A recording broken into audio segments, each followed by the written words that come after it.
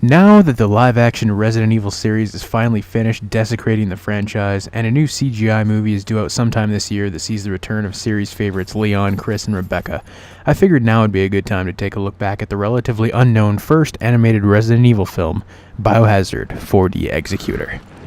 Okay, I'm cheating, it's really just a glorified cutscene that only lasts 20 minutes, but fuck it. A team of Umbrella soldiers are sent into Raccoon City to search for and rescue a Dr. Cameron, who is working on a new unnamed virus. I wouldn't really call this short canon with the rest of the Resident Evil timeline though.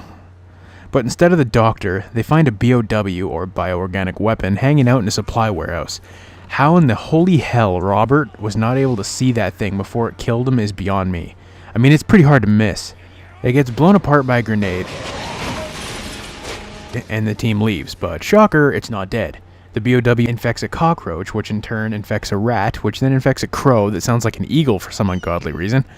Now, if it wasn't obvious enough at this point, this mutation is heavily influenced by John Carpenter's The Thing from the 80s. The team heads into the sewer, and while they're down there, Ed, the only guy on the fucking team with a minigun, is attacked by the crow.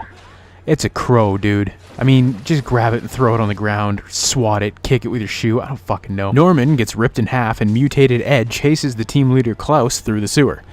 He looks like a liquor on crack. I actually really like this scene, it's pretty cool. This guy, Roger, shows up to save the day. They blast the mutation to pieces and drive off into the sunset. Turns out the mutation was Dr. Cameron all along, infected by her own virus. Good thing they escaped. Oh no! That's actually pretty horrifying. Again, you can clearly see the Thing influence. Damn! Klaus gets fucked!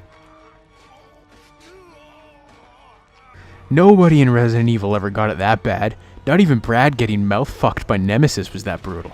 So, just what in the hell is Biohazard 4D? Well, it was a short film released only in Japan at amusement parks and small booths and some theaters. It was directed by Koichi Ohara, who is probably most well known now for directing Burst Angel.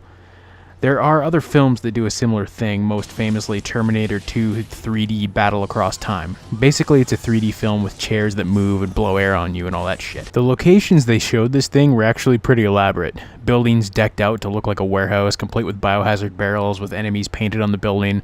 It's very cool. The smaller booths, not so much, they just look like photo booths. Now, given that this was released 17 years ago and never came to North America, I think it's a safe bet to say that the only way you're going to be able to get the full Biohazard 4D experience is if you actually go to Japan, because it is still there. As a standalone short, it's nothing overly special, but it is a very, very cool piece of Resident Evil history that is often overlooked and never talked about today.